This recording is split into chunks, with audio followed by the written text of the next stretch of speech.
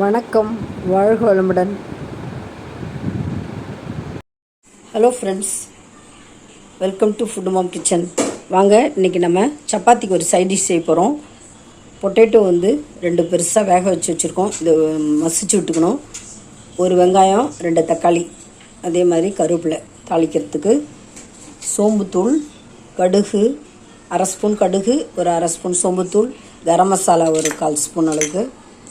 இது கடலை மாவு பார்த்திங்கன்னா இந்த ஸ்பூனால் ஒரு 2-3 ஸ்பூன் கடலை மாவு, இதே மாதிரி 2 ஸ்பூன் ஆல் பர்பஸ் மிளகாத்தூள். அவ்வளோதாங்க. இப்போ நம்ம ஆரம்பிச்சிடலாம். முதல்ல வந்து கடுகு போட்டுக்கலாம். நல்லா எண்ணெய் காஞ்சிடுச்சு, கடுகு போட்டோம். அடுத்தது சோம்புத்தூளும் போட்டாச்சு. சோம்புத்தூளும் போட்டோம்.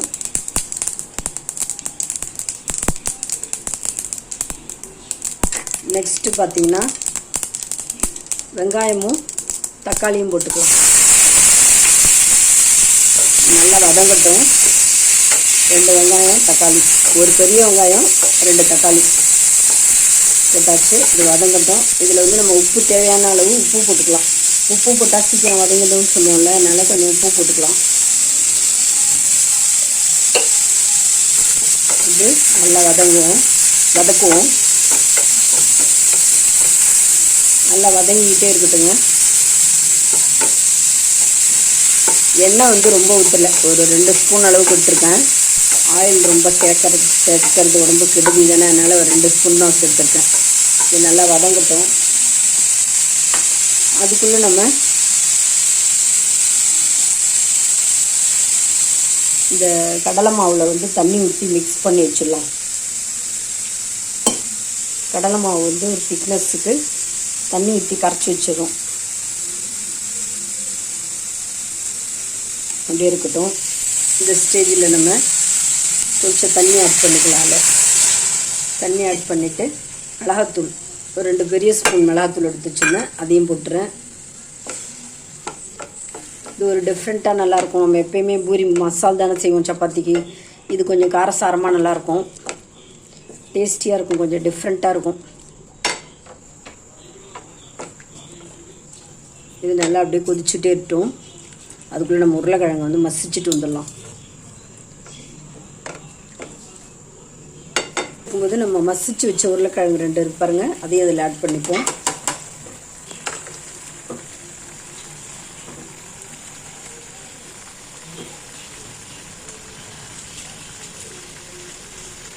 வேக வச்சு மசிச்சு வச்சுருக்கோம். இது வந்து கொஞ்சம் செஞ்சாலே நிறைய குவான்டிட்டி வரும். உருளைக்கிழங்கு கம்மியாக இருக்கும்போது நம்ம இந்த மாதிரி மெத்தடு செஞ்சு செய்யலாம். ஒரு டிஃப்ரெண்ட்டாகவும் இருக்கும், எப்பயும் ஒரே மாதிரி செய்யாமல். இது நல்லா வெந்துகிட்டே இருக்கட்டும். இது தேவையான அளவு நம்ம உப்பு போட்டுக்கலாம். முதல்ல கொஞ்சம் தான் போட்டோம் வதங்கிறதுக்கு, இப்போ தேவையான அளவு போட்டுக்கலாம்.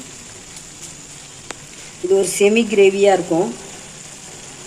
இப்போ நம்ம அந்த பொட்டேட்டோ நல்லா மசிச்சு விட்டுட்டோமா, மசிச்சு விட்டு மிளகாத்தூளும் 2 ஸ்பூன் நல்ல பெரிய ஸ்பூனால் போட்டிருக்கோம்.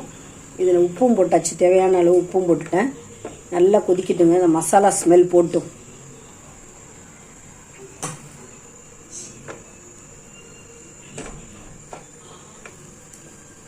நல்லா கொதிக்கட்டும். நல்லா கொதிக்க ஆரம்பிச்சிச்சு பாருங்கள்.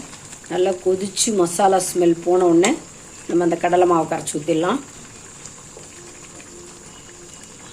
இது ஒரு டிஃப்ரெண்ட் டேஸ்ட்டில் ரொம்ப நல்லாயிருக்கும்.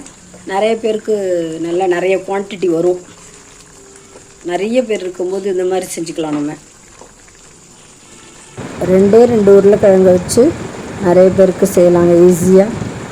இது எல்லாத்துக்குமே சூட் ஆகும். தோசை, இட்லி, சப்பாத்தி, பூரி எல்லாத்துக்குமே சூட் ஆகும். இது பாருங்கள், நல்லா கொதிச்சு அந்த மசாலா ஸ்மெல் போயிடுச்சு. இந்த ஸ்டேஜில் நம்ம கடலை மாவு 2 ஸ்பூன் எடுத்து வச்சுருந்தோம் பாருங்கள். அது நல்லா தண்ணி ஊற்றி மிக்ஸ் பண்ணி வச்சுருக்கோம். அதையும் இதில் ஆட் பண்ணிடலாம்.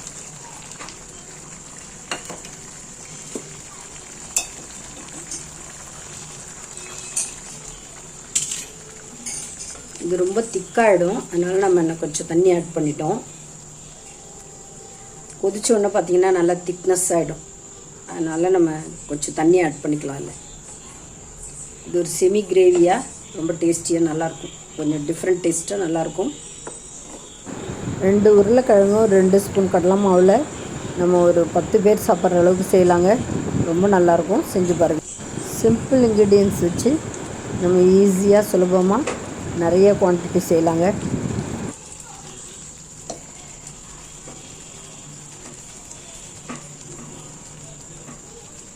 ரெடி ஆயிடுச்சு நம்முடைய சப்பாத்திக்கு சைடிஷ் பொட்டேட்டோவோட எம்மியாக ரெடி ஆயிடுச்சு. மேலே கொஞ்சம் நம்ம வந்து கருவேப்பிலை தூவிக்கலாம். ரொம்ப எம்மியாக இருக்கும். சப்பாத்திக்கு, பூரிக்கு, தோசைக்கு, இட்லிக்கு எல்லாத்துக்கும் ரொம்ப நல்லாயிருக்கும். இந்த வீடியோ உங்களுக்கு ரொம்ப பிடிச்சிருக்கும்னு நினைக்கிறேன். ரொம்ப யூஸ்ஃபுல்லாகவும் இருக்கும். நிறைய பேர் வந்தால் ஈஸியாக டக்குன்னு செஞ்சிடலாங்க. இந்த வீடியோ உங்களுக்கு பிடிச்சிருந்தா லைக் பண்ணுங்கள், கமெண்ட் பண்ணுங்கள், ஷேர் பண்ணுங்கள், மறக்காமல் சப்ஸ்கிரைப் பண்ணுங்கள். தேங்க்ஸ் ஃபார் வாட்சிங். நம்ம நெக்ஸ்ட் வீடியோவில் பார்க்கலாம். பாய்.